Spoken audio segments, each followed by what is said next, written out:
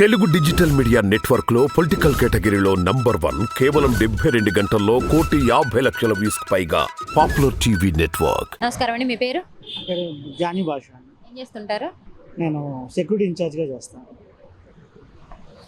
ఎంత వస్తుందండి salary monthly? నాకు 20K వస్తుంది. మ్యారీడా? మ్యారీడ్. పిల్లలు ఎంతమంది? రీసెంట్లీ మ్యారీడ్ అండి. సరిపోతాయండి 20K ఒక ఫ్యామిలీకి ఇక్కడ పోషించాలంటే విజయవాడలో? అంటే జాగ్రత్తగా చేసుకుంటే సరిపోతాయండి. అన్ని రేట్లు పెరిగిపోయినాయి అంటున్నారు. రేట్లు ఇండియా వైడ్గా అన్నీ ఇలాగే ఉన్నాయి. మన స్టేటే కాదు, ఇండియా వైడ్ ఇలాగే ఉన్నాయి అనుకుంటున్నాను. మరి ప్రస్తుతం ప్రభుత్వ పరిపాలన ఎలా ఉందండి అసలు? నాకైతే బాగానే ఉందండి. ఎందుకు బాగుంది అనుకుంటున్నారు? అంటే యాక్చువల్గా చిన్న ఎగ్జాంపుల్, నాకు దీంట్లో బాగా నచ్చిన స్కీమ్ ఏంటంటే, మా మదర్ ఫిజికల్ హ్యాండిక్యాప్డ్ అండి. అంతకుముందు గవర్నమెంట్లో 1000 రూపీస్ పెన్షన్ కోసం సెకండ్ ఫ్లోర్లో ఉండేవాళ్ళం. తను ఒక 2 పర్సన్ తీసుకొని ఇంటి దగ్గర నుంచి ఆటో ఎక్కించుకొని తీసుకెళ్ళి మార్నింగ్ 8కి తీసుకెళ్తే 12 అయ్యేది ఇంటికి వచ్చేటప్పటికి. మేము పెన్షన్ తీసుకుని వచ్చేటప్పటికి మధ్యలో తను మళ్ళీ అక్కడే బ్రేక్ఫాస్ట్ అక్కడే చేపించి నీరసం పడకుండా అలా చేపించేవాళ్ళు. అలాంటిది ఇప్పుడు మార్నింగ్ 7:30, 8 కల్లా మా ఇంట్లో మా బెడ్ మీద కూర్చుంటే తీసుకొచ్చేస్తున్నారు. అదొకటి నాకు బాగా నచ్చింది. అంటే దాని మూలంగా నేను చాలా ఇంతకుముందు బాగా ఇబ్బంది పడేవాడిని నేను దింపలేక. ఇప్పుడు నాకు చాలా ఫ్రీగా ఉందండి. ప్లస్ మా మదర్కి 45 years చేయూత పథకం ఒకటి వచ్చింది. మా అక్కోళ్ళ అమ్మాయిలకి అమ్మఒడి అందరూ అన్నీ పడుతున్నాయి. అంతకుముందు గవర్నమెంట్లో ఈ స్కీమ్స్ ఏం లేవండి, ఓన్లీ పెన్షన్ ఒకటే వచ్చేది. అది కూడా 1000 ఇచ్చేవాళ్ళు. ఎలక్షన్స్కి 3 months ముందు 2000 చేశారు. మరి అసలు ఈ పథకాలన్నీ ఇచ్చేసి జనాలను సోమరపోతులను చేస్తున్నారని చెప్పేసి అంటున్నారు కదండి. లేదండి, అది రాంగ్ అండి. ఇప్పుడు సంవత్సరానికి ఒకసారి ఇచ్చే పథకం గురించి మిగతా 11 నెలలు ఎవరు ఖాళీగా ఉండరు కదండి. మహా అయితే ఇప్పుడు వీళ్ళు ఏ పథకం చూసినా 15,000 ఇస్తారు. ఇప్పుడు మనకు పర్ మంత్ 15,000 కూడా సరిపోవు. సంవత్సరానికి ఒకసారి వచ్చే అమౌంట్ గురించి మిగతా 11 నెలలు ఖాళీగా ఉంటారు కదండి. అది రాంగ్ అండి, అది రాంగ్. ఏదో వచ్చే ఇన్కంలో ఈ ఇచ్చేటప్పుడు ఇంకో వేరే దానికి ఏదైనా వాడుకుంటారు, అంతే తప్పించి. మరి ఈ పథకాలు ఇవ్వడం వల్ల రాష్ట్రం అప్పుల పాలైపోతుంది. జగన్ గారు ఈ పథకాలు ఇచ్చేసి జనాల దగ్గర 10 రూపాయలు ఇచ్చేసి జనాలకి 100 రూపాయలు దోచుకుంటున్నారని చెప్పేసి అంటున్నారు కదండి. ఏంటంటే ఇప్పుడు ఒక మిడిల్ క్లాస్ ఫ్యామిలీని పోషించాలంటే మనమే అప్పులు చేయక తప్పట్లేదు. ఏ ముఖ్యమంత్రి వచ్చినా అప్పులు చేస్తాడండి. మనకి మెయిన్ దీనికి ఏంటంటే పాండమిక్ అనేది చాలా మైనస్. వచ్చిన 8 monthsలోనే కరోనా వచ్చి ఒక సంవత్సరాల రెవెన్యూ లేదు అసలు మనకి. అంతకుముందు మన స్టేట్ డివైడ్ అయ్యేటప్పుడు మన అప్పులు 60,000 కోట్లు ఉన్నాయండి. చంద్రబాబు నాయుడు దిగేటప్పటికి అవి సుమారు 3 లక్షల కోట్ల దాకా వెళ్ళింది. ఇప్పుడు ఈయన వచ్చిన తర్వాత ఆయన 5కో 6కో తీసుకెళ్ళి ఉండొచ్చు. మరి ఆయన కూడా మరి ఆయన ఇన్ని స్కీమ్స్ ఇవ్వలేదు. మరి ఆయన ఎందుకు అన్ని అప్పులు చేశాడు? ఇన్ని స్కీమ్స్ ఇవ్వలేదంటారు, ఇంతకంటే ఎక్కువే ఇచ్చామని చెప్పేసి చెప్తున్నారు కదండి. ఏమి ఇచ్చారు ఎక్కువ? రైతు రుణమాఫీ ఇచ్చామంటున్నారు, ఇంకా ఏదో పసుపు కుంకుమ ఇచ్చామంటున్నారు. రుణమాఫీ రైతులు ఎందుకు అలా తిడుతున్నారండి? పసుపు కుంకుమ ఎప్పుడు ఇచ్చారు? ఎలక్షన్స్ 2 నెలల ముందు ఇచ్చారు. అంతకుముందు 5 సంవత్సరాలు ఎందుకు ఇవ్వాల? ఎక్కడ ఇచ్చారు? మరి ఇచ్చామని చెప్తున్నారు. ఏప్రిల్ నిరుద్యోగ వృత్తి ఇచ్చామంటున్నారు, నెలకు 3,000. 1,000 రూపాయలు 4 నెలల ముందు ఇచ్చారు ఎలక్షన్స్కి. మా ఫ్రెండ్స్ 4 ఉన్నారు MBA స్టూడెంట్స్. వాళ్ళకి ఏప్రిల్ ఎలక్షన్స్ అనగా జనవరిలో పడ్డాయి, అది కూడా 1,000 రూపాయలు. అన్నా క్యాంటీన్లు కూడా ఎలక్షన్స్కి 6 నెలల ముందు ఓపెన్ చేశారు. అంతకుముందు 4.5 సంవత్సరాలు ఏమైపోయింది? కేవలం ఎలక్షన్స్ ముందు చేస్తారండి, మిగతాదంతా పబ్లిసిటీ. ఏమి చేయకపోయినా అక్కడ మేము చేసామని చూపించుకుంటారు తెలుగుదేశం పార్టీ. ఇది మాత్రం గ్రౌండ్ లెవెల్లో వర్క్ జరుగుతుంది. జగన్ గారు చేసే మైనస్ ఏంటంటే ఆయన పబ్లిసిటీ చేసుకోవట్లా చేసిన వర్క్. ఆయన పబ్లిసిటీ చేస్తే ఈ నెగిటివ్ కూడా ఉండదు జనాల్లో.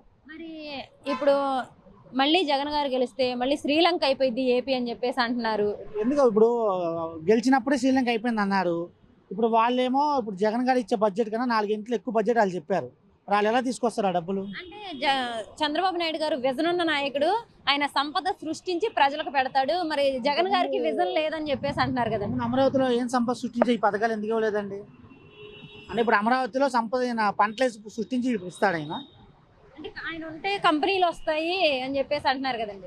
5 సంవత్సరాలు ఎన్ని కంపెనీలు వచ్చినాయండి? నాకు తెలిసి ఒక కియా వచ్చింది, అది కూడా మరి ఎంప్లాయ్మెంట్ వచ్చిందో లేదో తెలియదు. మరి లోకేష్ గారు అంటున్నారు 40,000 కంపెనీలు వస్తాను చూపించాను నాకు ఎక్కడో వచ్చాయన్నారు. 6 లక్షల మందికి ఉద్యోగాలు ఇచ్చామంటున్నారు. ఉద్యోగాలు ఇస్తే మరి నిరుద్యోగ వృత్తి చేయాల్సిన అవసరమే ఉందండి. అందరికి ఉద్యోగాలు ఇచ్చేస్తే నిరుద్యోగ వృత్తి ఎందుకు ఇచ్చారు? మరి 40,000 కంపెనీలు నేను వస్తాను, నేను ఖాళీయే, నాకు ఇవాళ లీవే, నేను చూపించండి ఎక్కడున్నాయి మీరు, నేను వస్తాను. నాకు తెలిసి ఆ కర్నూలు దగ్గర ఒంగోలు దగ్గర కియా కంపెనీ ఒకటి స్టార్ట్ అయింది. అది ఒక్కటే చంద్రబాబు నాయుడు గారు. మంగళగిరి దగ్గర ఇక్కడ గన్నవరం ఇక్కడ అన్ని కంపెనీలు వచ్చేసాయి, జగన్ గారు వచ్చిన తర్వాతే పంపించేశారు వాటన్నిటిని అని చెప్పేసి అంటున్నారు కదండి. ఏమి రాలేదు, ఏం పంపించలేదండి. ఇంకా జగన్ గారు వచ్చిన తర్వాత సెంచరీ ప్లైవుడ్ అని ఒక కంపెనీ ఓపెన్ అయింది. 5,000 మందికి ఉపాధి వచ్చింది. ప్లస్ ఈ వాలంటీర్లు పక్కన పెట్టండి, సెక్రటరియట్లో బేసిక్ జాబ్స్ ఉన్నాయి 20,000, అవే 1 lakh పోస్టులా పడ్డాయి. ఇప్పుడు ఈయన చేసిన 5 yearsలో 1.5 year కరోనా పోయిందండి. ఎవరికైనా సరే టైం పట్టిద్ది. ఆయన ఉన్నప్పుడు కరోనా ఏమీ లేదు. మరి 5 సంవత్సరాలు ఆయన నాకు తెలిసి అంత చేయలే. ఇప్పుడు ఈ నియోజకవర్గం వచ్చినప్పటికీ మన సిమెంట్ రోడ్లు కానివ్వండి, ఇక్కడ హెల్త్ సెంటర్లు కానివ్వండి, అన్ని ఈ గవర్నమెంట్లో జరిగినాయి. విజయవాడలో పీడబ్ల్యూ గ్రౌండ్లో పెద్ద స్టాట్యూ కట్టారు. ఇది ఈయన వచ్చిన తర్వాత ఓపెన్ అయింది. బెన్సైకిల్ దగ్గర ఫ్లైఓవర్ కట్టారు.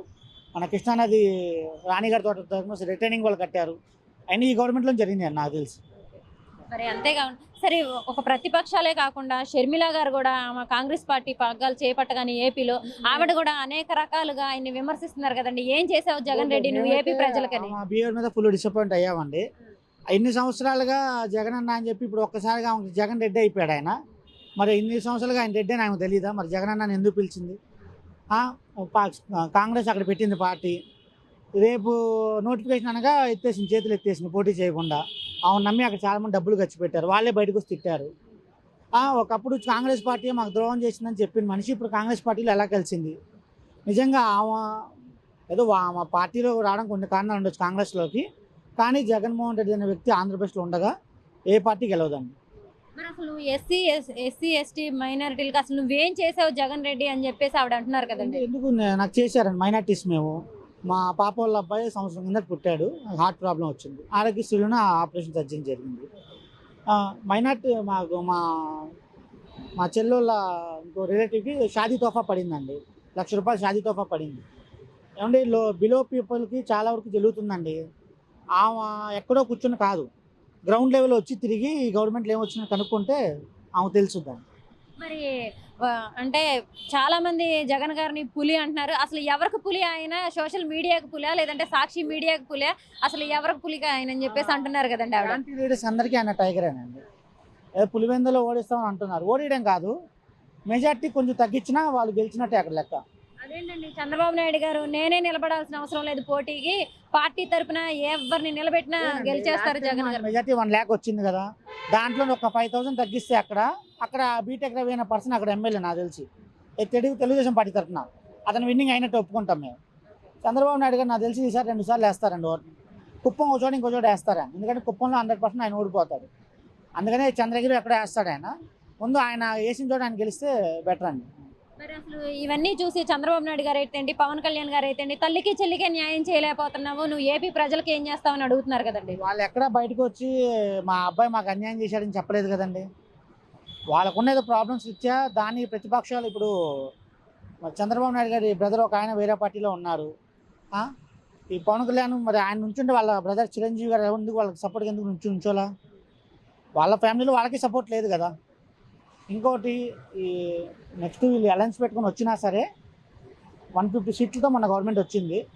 అన్ని రాకపోయినా ఒక 105, 110 సీట్స్తో మళ్ళీ జగన్ గారే వస్తారండి సీఎం. మరి బాబు గారేమో బాబు షూరిటీ భవిష్యత్తు గ్యారంటీ అని వస్తున్నారు. మరి ఒకవైపు ఏమో లోకేష్ గారేమో శంకారామం అని చెప్పేసి చేస్తున్నారు. ఆయన పాదయాత్ర చేసిన తర్వాత మళ్ళీ 2 నెలలు ఎందుకు కనిపించలేదు ఆయన? వాళ్ళకే పడట్లేదండి. ఈ సీట్ల విషయంలో వాళ్ళకే గొడవలు అవుతున్నాయి. ఇప్పుడు పవన్ కళ్యాణ్ గారికి ఇప్పుడు 60 సీట్లు ఇచ్చి సీఎం సీటింగ్ ఇచ్చే లోకేషే చాలా దూరంగా ఉంటున్నారు పార్టీలకి, ఆయనకు నచ్చక. ముందు వాళ్ళు సరి చేసుకుని రేపు ఎలక్షన్ దాకా వస్తే అది గ్రేట్. వాళ్ళకి గెలిచేది పక్కన పెట్టండి, ముందు వాళ్ళ పొత్తులతో వాళ్ళకి ఇది జరగట్లా. యూనిటీ వాళ్ళకి యూనిటీ లేదు. మరి ఇప్పుడు చూసుకున్నట్టు ఈ పశ్చిమ నియోజకవర్గంలో ఆసిఫ్ గారికి మళ్ళీ ఎమ్మెల్యే అభ్యర్థిగా సీట్ ఇవ్వడం జరిగింది. గారికి ఇచ్చారండి, ఆయన బాగానే చేశారు.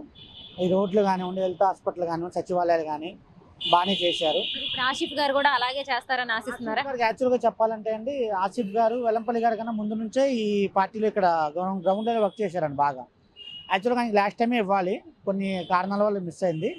డెఫినెట్లీ సార్ మైనార్టీ కావాలని ఆయనకి ఇచ్చారు. డెఫినెట్లీ ఆయన గెలుస్తారండి. ఆయన కూడా వెల్లంపల్లి గారి కన్నా బాగా వర్క్ చేస్తారనుకుంటున్నాను.